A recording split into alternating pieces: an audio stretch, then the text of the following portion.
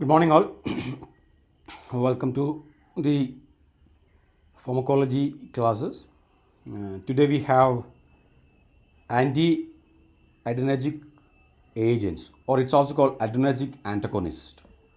So we have learned that there are two types of adrenergic receptors exist.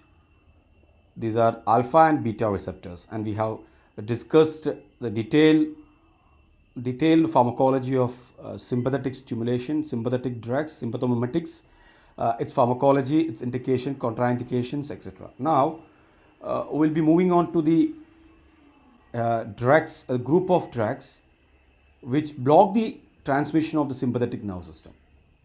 So, these are generally called anti-adrenergic agents, or it is adrenergic antagonists.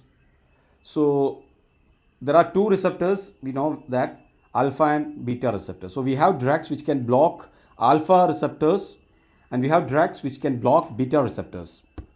So those drugs which block the alpha receptors are generally referred as alpha blockers. Of course, those which inhibit the beta receptors and inhibit the actions of catecholamines or sympathomimetics are called beta blockers. Now this class we'll be discussing about alpha blockers, the pharmacology of alpha blockers. Now, objectives at the end of the session, you will be able to discuss the anti-adrenergic transmission. In fact, the adrenergic transmission is being discussed in detail. So there is nothing to discuss the anti-adrenergic transmission, because what I mean by this is that how it blocked the adrenergic transmission. The word framing is not proper. I feel like there is no anti-adrenergic transmission as such. How the anti-adrenergic drugs influence the adrenergic transmission. This is what I wanted to or I meant to say. Fine. Second one, classify the anti-adrenergic drugs. Describe classify the anti-adrenergic drugs again. Here we are talking about only the alpha blockers. I forgot to write the alpha blockers part. So in this class we'll be discussing only the alpha blockers, but in the coming class or the next class is about the beta blockers. So I think as such the objective is fine. Describe the mechanism of actions of anti-adrenergic drugs, indications of anti-adrenergic drugs, side effects of anti-adrenergic drugs. Describe the contraindications of anti-adrenergic drugs. This again, it is anti-adrenergic drugs. Now I have mentioned that is anti-adrenergic drugs. So this class is only for the alpha blockers, and the coming class is will be about beta blockers. So the objectives is applicable to both classes. Fine. And please correctly read, this is anti-adrenergic drugs. Fine. So again, to refresh your basic concept of the alpha receptors and the transmission. So alpha 1 and alpha 2 receptors exist in the body. So alpha 1 receptors are mainly located on the vascular smooth muscle, and it causes contraction. And it is also located on the genitourinary smooth muscles like urinary bladder, the sphincter of the urinary bladder, and the trigone smooth. So it can causes contraction. Then intestinal smooth muscle, especially the small intestine, large intestine, it causes relaxation of the smooth muscles.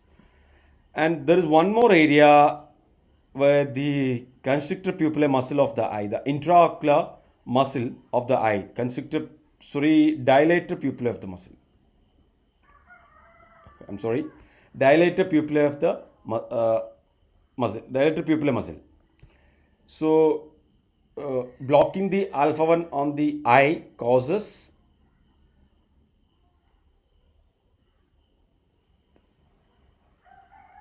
the action, the other action, which is about the cholinergic. See, when you block the sympathetic action, the cholinergic action will be predominant. Clear? And there is a possibility for the meiosis. Okay, there is a possibility, but theoretically you can consider due to the strengthening of the cholinergic pathway. Now the heart is another area. There is increased inotropy and excitability is a negligible effect. Okay, so I don't know whether you understood about the dilator pupillae muscle. see, you have learned there is something called active and passive mydriasis. So, is there, my question, I just wanted to take you to, purposefully take you to an area, is there something called passive mydriasis? Just have a thought or have a guess whether it will be there. If you block the dilator pupillae muscle, whether it can produce passive meiosis, my question.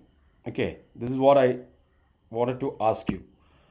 And the liver, it promote glycogenolysis and gluconeogenesis. Glycogenolysis means the breakdown of the glucose, glycogen into glucose, and gluconeogenesis is the formation of glucose from a non-glucose molecule, the non-carbohydrate substances. So this is the signaling mediators are alpha-1 receptor subtypes are GQ, GI, GO. So this has been discussed. What GQ is mainly a type of G protein coupled receptors where the transducer mechanism is dependent on the phospholipase C. Therefore, the phospholipase C. Therefore, the IP3DAG pathway is get activated. Okay, so GO could be due to the inhibition of the phospholipase C or direct opening of the potassium channel, etc. So here the intestinal smooth muscle is the example for the GO, where it produces relaxation. So this is just to refresh your previous classes knowledge. Now let's talk about the alpha-2 receptors. It is actually located on the beta cells of the pancreas and causes decreased insulin secretion. Platelets, where it promote platelet aggregation, and nerve, it reduces the nerve norepinephrine release. See, it is a sort of autoreceptor, means the receptor located in the presynaptic membrane of the same neuron. Now the same neurotransmitter released from the same neuron go and act on the receptor and inhibit further release of the neurotransmitter. I'll show you the picture in the coming slides, so you'll understand what exactly this is the what exactly you mean by the decreased norepinephrine release. What do you mean by autoreceptor? Then vascular smooth muscle, same as alpha-1 receptor, it causes contraction, especially the microcapillaries and the small vessels. So the signaling pathway is mainly by GI and GO. Okay, so this is the about the alpha-2 receptors. Alpha-adrenergic antagonists block endogenous catecholamines from binding to alpha-1 and alpha-2 adrenoreceptors.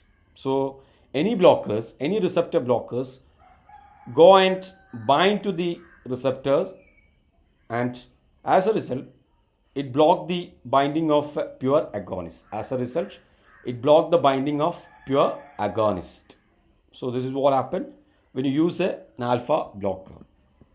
These agents causes vasodilatation. Which agents? Those blocking agents. Because you have seen that both alpha-1 and alpha-2 stimulation causes vasoconstriction. Isn't it? Alpha-1 and alpha-2 receptor causes vasoconstriction. And when you block this, it produces vasodilatation. Therefore, there will be fall in BP and decreased peripheral vascular resistance. Okay. So this is the impact of alpha blocking agents. Now, when there is a fall in BP, our body has got distinct mechanism to compensate the fall in BP, and the most predominant or the most immediate effect will be the baroreceptor mechanism. Therefore, the baroreceptor mechanism will be activated. As a result, there will be reflex tachycardia to increase the blood pressure. So the reflex tachycardia can be noticed when you use alpha blockers. So increased heart rate is an adverse effect or a side effect associated with the use of alpha blockers. I hope you understood how these sort of tachycardia or reflex tachycardia precipitated due to the use of alpha receptors. See, symbol. Alpha receptors, whether it is alpha blockers, whether it is alpha-1 or alpha-2, it go and bind to the alpha-1 and alpha-2 receptors and block the actions of adrenaline or noradrenaline. Therefore, it produces vasodilatation, and vasodilatation, especially the capacitance blood vessels, the veins of the lower limb, and in an orthostatic position, it leads to pooling of the blood in the lower limb because the excessive vasodilatation, venous return will be reduced, As a result, BP will be reduced because BP is equal to cardiac output into total peripheral resistance, and the cardiac output is directly proportional to the venous return. So if there is a fall in venous return, BP will be reduced, and this is causing fall in BP. And this fall in BP can stimulate your baroreceptor compensatory mechanism, and which send impulse to the vasomotor center, and this causes reflex tachycardia. Okay, so this is the mechanism of the pathway. Now let's classify the alpha blockers. There are alpha 1 and alpha 2 blockers. So there is something called non-selective group, which means it can block both alpha 1 and alpha 2 receptor. Hence it is named as non-selective. So non-selective has got reversible and irreversible. Means when the agents bind to the receptor, it can unsurmountably, the word is unsurmountable binding. The irreversible binding is also called unsurmountable binding with the receptor, causes irreversible action. Whereas reversible, when you increase the agonist level, it can reverse. So example is phentolamine, and one more is tolazolin. And your ergot alkaloids is also example for the reversible non-selective alpha blockers. Now when you talk about the irreversible, I told you it is unsurmountable binding with the receptors causing irreversible action. It is phenoxybenzamine. Example is phenoxybenzamine. Now let's talk about selective.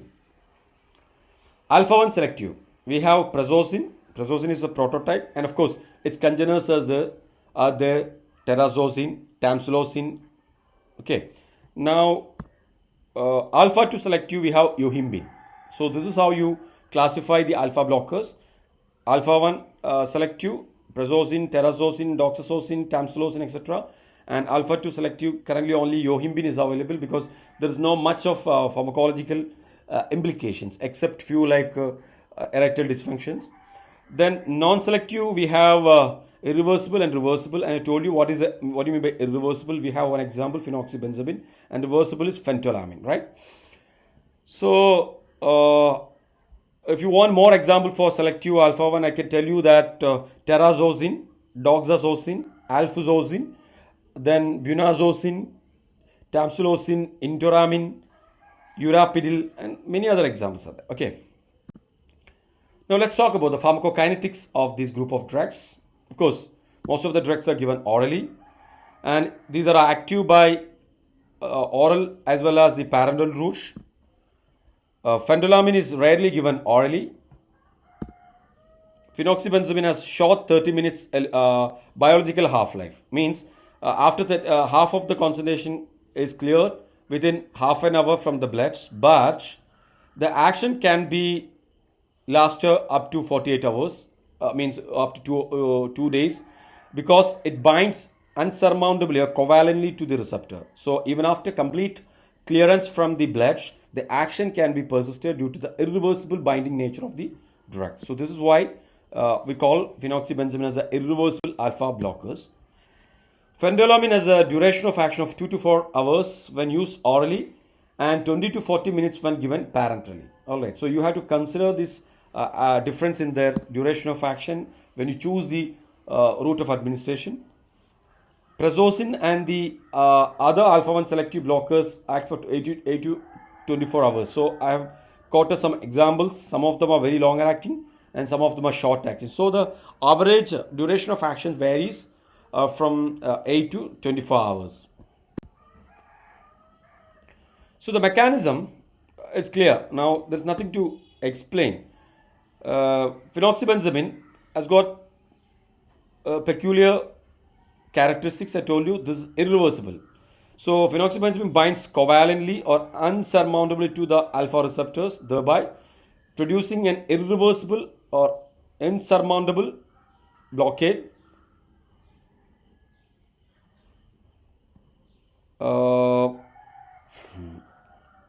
Therefore, the use of phenoxybenzamine is very valuable in the treatment of pheochromocytoma. You know what is pheochromocytoma? Cytoma is a tumor of the adrenal medulla, and as a result, excess quantity of the hormones from the adrenal medulla, which includes adrenaline and noradrenaline, will be synthesized. So what happened? This can help the insurmountable binding can help for a long action.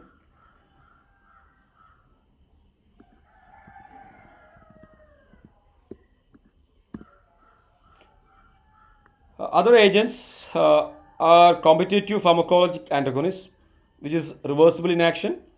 It is surmounted by, reversed by the increased concentration of the agonist. So if you increase the dose of adrenaline, noradrenaline, or any other agonist, it can be reversed.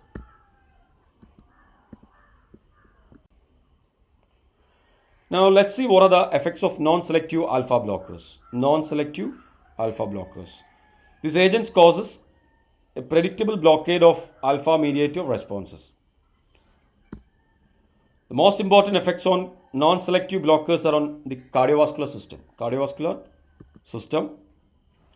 Reduction in vascular tone, because you have seen that it can block the actions of pure sympathetic agents or the sympathomimetics. Therefore, it can produce vasodilatation and reduce the arterial and venous pressure. It reduce the arterial and venous pressure. And no direct cardiac effects. Okay, though you have seen that few of alpha 1 receptors are located on the heart, but the action is negligible because on the heart beta 1 receptors has got a predominant effect. Non-selective beta blockers cause baroreceptor reflex mediator tachycardia as a result of the drop in mean arterial pressure. Okay, so this is a reflex tachycardia is an important problem, which is more with the non-selective. I'll tell you why. The reflex tachycardia is more with the non-selective rather than the selective alpha blockers, selective alpha 1 blockers. This tachycardia is exaggerated because the alpha 2 receptors on adrenergic nerve terminals in the heart, which normally reduce the net release of noradrenaline, are also blocked. I'll show you the picture, then you understand. Yeah, the picture is here after 2 slides. So reflex tachycardia, here you can see this. See, when you give this is the mechanism of regulation of the blood pressure. See here, the peripheral vascular resistance can be reduced by alpha blockers, so the mean arterial pressure can be dropped, or maybe dropped. This will be dropped, and as a result, cardiac output is also, this can fall in mean arterial pressure can stimulate the baroreceptor mechanism, as I told you, which send impulse to vasomotor center, and the stimulation of the vasomotor center causes activation of parasympathetic and autonomic other parasympathetic system, and also the sympathetic autonomic nerve system. So the most predominant effect due to the activation of the vasomotor center is the increasing heart rate. Okay, increasing heart rate will increase the cardiac output. So this is a compensatory mechanism to compensate the fall in BP, and this is a problem with most of the, predominantly with the non-selective alpha blockers, and of course the selective alpha 1 blockers also known to cause the reflex tachycardia.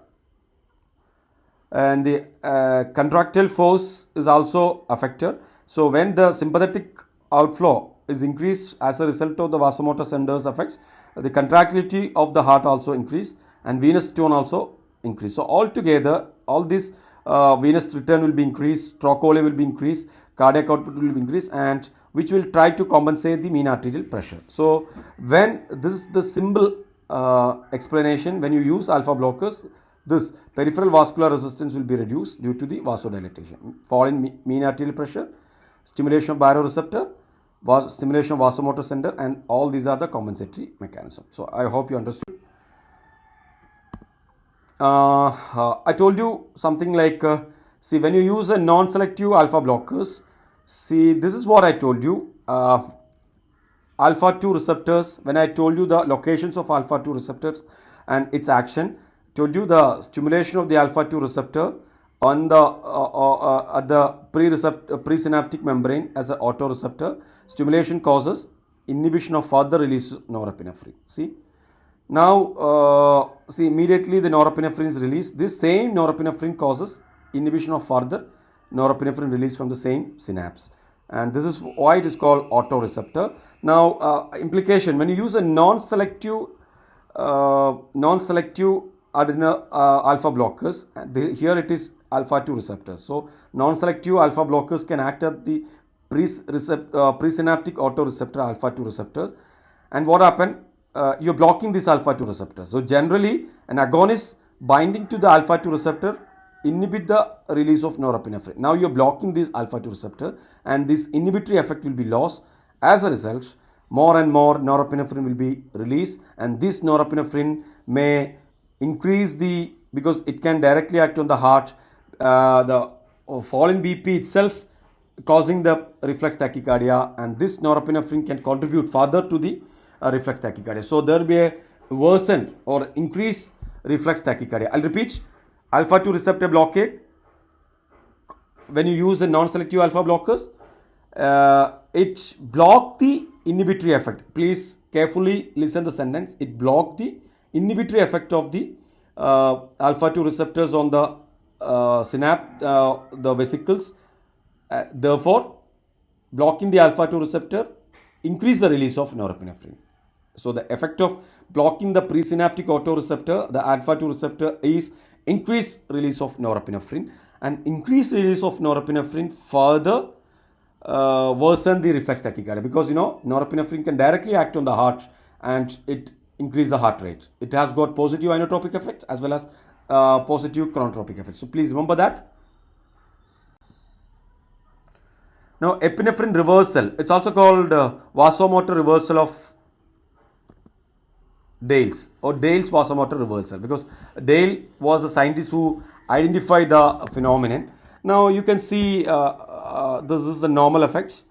Okay, here when you use alpha, you have seen that when you use adrenaline, it has got both alpha 1, beta 1 and beta 2 effect. So the initial increase in BP could be due to the alpha 1 effects.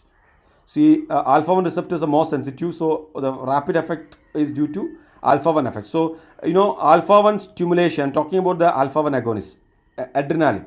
So, stimulation of alpha 1 agonist, especially on the alpha 1 receptor, causes vasoconstriction and therefore increase BP due to increased total peripheral resistance. So, this is actually the experiment from the dog's BP, okay, increased BP. Now, gradually the beta 2 receptors located on the skeletal muscle blood vessels and other areas also get stimulated and causes vasodilatation, and this vasodilatation causes fall in BP, and here you can see this fall in BP, slight fall in BP, and this effect is called biphasic effect of the biphasic effect of adrenaline on dog's blood pressure.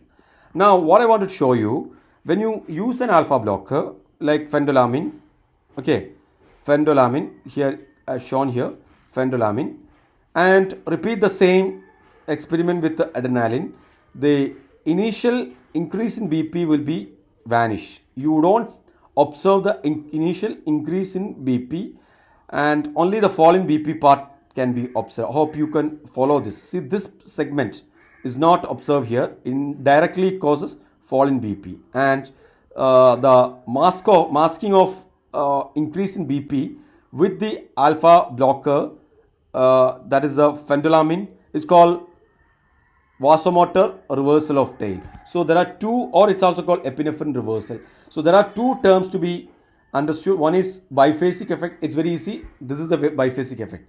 The effect of adrenaline on dog's blood pressure. Initially the increase in BP and fall in BP. This is biphasic effect. So when you block the alpha receptors, you don't see the biphasic effect. Instead, only the fall in BP part is observed, and this is called epinephrine reversal. And what is the clinical implication of this? See, especially the treatment of pheochromocytoma, if you're using only alpha blockers, there is a possibility to fall in BP. Okay, there is a possibility to observe fall in BP. Need not be mandatory, because beta receptor, beta actions can be on the heart also. So the beta 1 receptors action can increase the heart rate and force of contraction, so that may compensate, but still what happened, like increased vasodilatation may cause excessive fall in BP. So that has to be taken care. So when you treat the pheochromocytoma along with alpha blockers, beta blockers should also be given. So this is the same explanation. I don't want to explain anything. So it is also called vasomotor reversal of Dale. What is the clinical relevance? This is what I told you. In pheochromocytoma patients, administering an alpha blocker may cause sudden and excessive drop in BP. Now you know why this fall in BP or this drop in BP. So how to address? You should use to prevent such response. It's better to block beta receptor as well simultaneously. So that's the clinical implication there. So far we have been talking about the alpha 1 blockers. Now let's talk about so far we have been talking about the non-selective effect of non-selective alpha blockers. Now we are going to talk about the alpha 1 blockers. So unlike the non-selective alpha blockers, it is confined, or the action is confined to blood vessels, and also to some extent the urethral part, the urethral part or the prostatic part of the urethra and the urinary bladder. And these are the only clinical implications of the selective alpha 1 blockers. The prazosin and its analogs causes much less reflex tachycardia than non-selective blockers. Now can you tell me why it could be the intensity of the reflex tachycardia is less? Because the intensified reflex tachycardia with non-selective alpha blockers is contributed by the alpha 2 receptor blockade at the presynaptic autoreceptor. There I have explained it aggravates the reflex tachycardia. So that is not there because it is selective alpha 1. There is no action on the presynaptic autoreceptor. These drugs also have important effects on smooth muscles in the prostate. So let's talk about the clinical uses. What are the uses of alpha blockers? So separately, what are the uses of non-selective alpha blockers and what are the uses of selective alpha 1 blockers? So phenoxybenzamine, phenoxybenzamine is an irreversible and surmountable binding agent. It is used in pheochromocytoma, and I told you like it has got a valuable role due to its long action. So it is mainly during the preparation to surgery. Phendolamine, another non-selective alpha blocker, sometimes used during pheochromocytoma surgery, because the possibility of chances of pouring of the secreted catecholamines into the blood circulation, that can cause a devastating effect, including the sudden shoot up of blood pressure. Now phenoxybenzamine also has serotonin blocking action, since it is used in carcinoid syndrome. This is a tumor which increase the secretion of serotonin. Okay, so phenoxybenzamine has got additional binding capacity of the serotonin receptors. Overdose with the drugs of abuse such as amphetamine, phenylpropylamine or cocaine. All these drugs are indirectly acting sympathomimetics but have narcotic role and included in the drug of abuse list, and of course it can produce a euphoria and excitation. Therefore people are likely to abuse these drugs and precipitate toxicity because it develops tolerance against its euphoric effect. So people keeps using large doses, and chances for the cumulative toxicity is very high. So it eventually leads to hypertension because of the indirect sympathomimetic action. So it can be encountered by the use of non-selective alpha blockers like phendolamine, tolazolin. Okay, so this hypertension caused by the toxicity associated with the drug of abuse is well responder. Sudden cessation of clonidine therapy leads to rebound hypertension. Sudden cessation of clonidine therapy leads to rebound hypertension. So clonidine is a drug, selective alpha 2 agonist. Selective alpha 2 agonist used in the treatment of hypertension.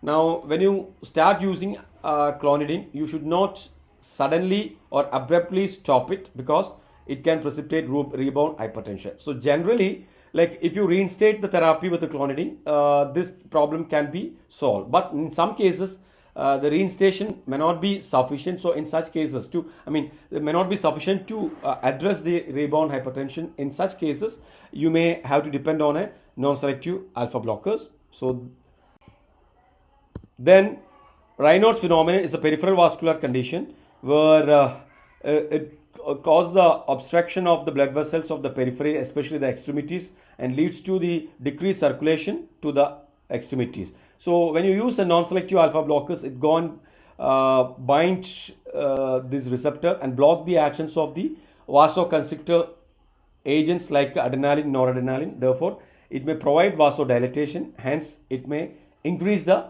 circulation to the area. So it may be used. It is never going to be a first line drug. Okay, so it's an add-on drug in refractory cases or the people who are not responding with the first line medication for the treatment of Raynaud's phenomenon. Phentolamine or yohimbine. Yohimbine is actually a selective alpha 2 blocker. It's been used by direct injection to penile injection, direct penile injection for the erectile dysfunction. For the erectile dysfunctions. Again, this is not the first line therapy where when all measures are fail, you may go for this. Now let's talk about the clinical uses of selective alpha 1 blockers. Before that, I'll just recap the clinical use of the non-selective. So we have seen that it is used in pheochromocytoma, it's used in Raynaud's syndrome, it's used in Cassinoid syndrome, it's used in clonidine withdrawal reactions. Okay, and it's also used in the toxicity or the hypertension caused by the drug of abuse, such as phenylpropylamine, amphetamine, etc. So these are the uses. Now I told you these drugs are not used for the regular management of the hypertension because we have plenty of other drugs. You don't have to. And you have seen that these drugs can cause predominant or very intensified reflex tachycardia. So reflex tachycardia can make these drugs or render these drugs not fit to use in the regular management of hypertension. Now let's talk about the selective alpha 1 blockers. So here prazosin, doxazosin and terazosin are used in hypertension. So the rationale of using alpha 1 selective blockers are very simple because it directly block the actions of catecholamines on the blood vessels, especially the alpha 1 receptors on the blood vessels, and causes vasodilatation. Now the predominant effect is on the capacitance blood vessels, that is your larger veins, especially in the lower limb and in the orthostatic. What happened? To a great extent, the blood get pooled in the lower limb, especially in the orthostatic position. So that eventually decrease your venous tone because venous return, because venous return is depend on the muscular pump. Okay, so muscular pump will be decreased, affected, and of course venous return will be affected. If the venous return is compromised, what happened? The cardiac output is also decreased, and cardiac output is affected. It eventually affect the blood pressure, because the blood pressure is equal to the product of cardiac output into total peripheral resistance. Now what is happening? You are going to inhibit the decrease the total peripheral resistance by directly blocking the directly relaxing the alpha receptor mediated vasodilatation, and indirectly reduce the venous return. All right, so this is how it is useful in the treatment of hypertension. So it primarily reduces the total peripheral resistance, and also it reduces the venous return. These alpha 1 blockers and tamsulosin and silodosin are also extensively used in the management of benign prostatic hypertrophy. Okay, so I'll show you like why.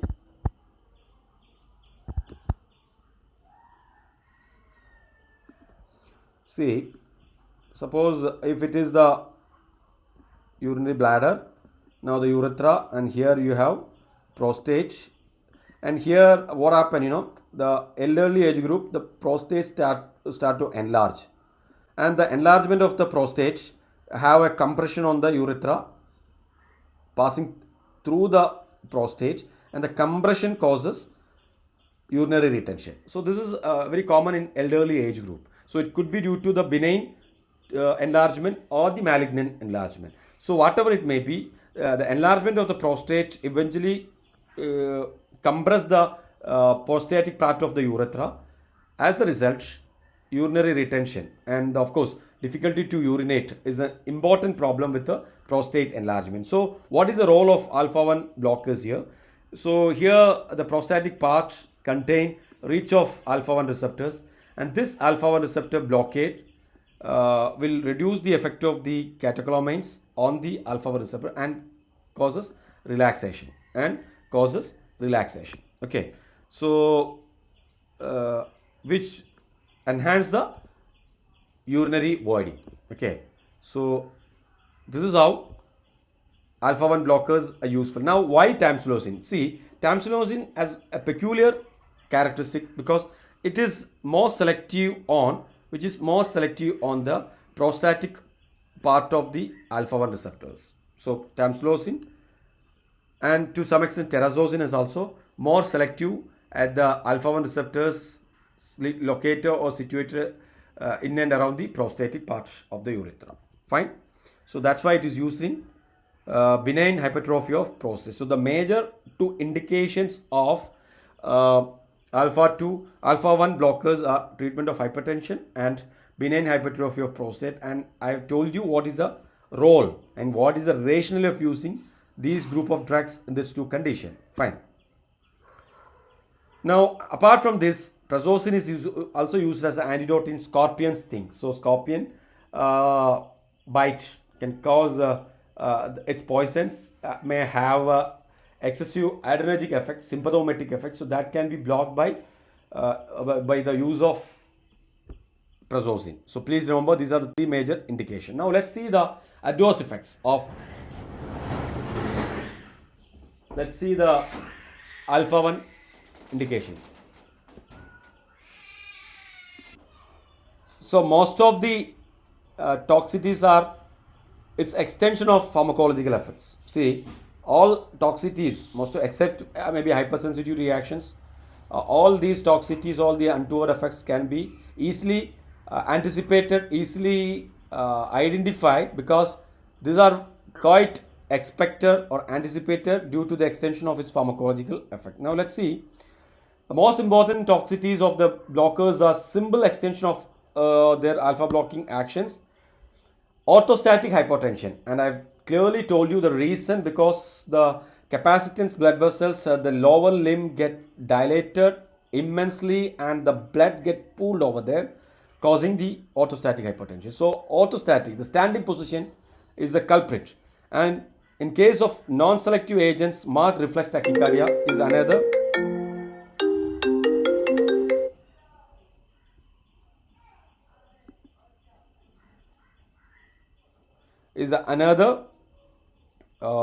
Marked reflex tachycardia is another problem. Okay.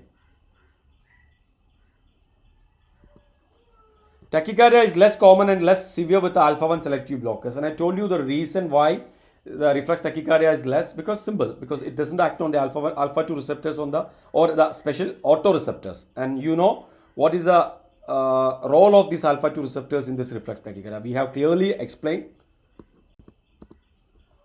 Patients with coronary artery disease, angina may be precipitated. Why? Because it increases the cardiac workload. The reflex tachycardia is a form of exertion and increase the workload of the heart. So it should not be given in patients with ischemic heart disease.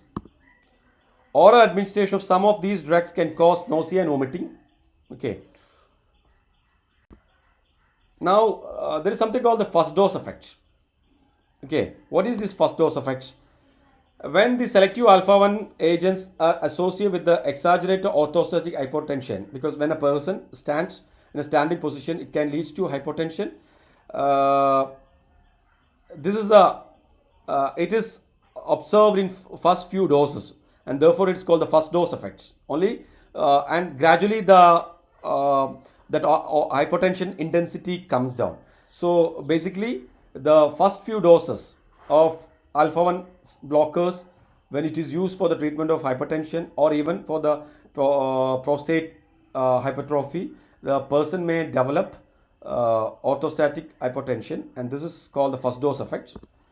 Therefore, the first dose should be small. And how to overcome this, how to manage? You should start with the least possible dose of the drugs. And now you should advise the patient to take the drugs just before going to bed. So this is how, and this is an important problem. Like patient's complaints is always important, because when you just prescribe the drug and ask the patient to take in the night, and if a patient take immediately after food around during his busy schedule, and the person can have fainting due to the orthostatic hypotension. So that may minimize or the compromise the patient complaint. So communication with the patients is very important, and you should communicate properly with the patient that you when you start the drug, you may have a sort of fainting or a headache, something, or throbbing headaches, etc. So that is the problem with the drug, and don't worry, it can be you just take the drug just before you going to the bed, so that can solve the issue. With this, we have finished the what you call the alpha blockers, and thank you for your patience, and please listen the class carefully, and if you have any doubt, you can always ask me. Thank you.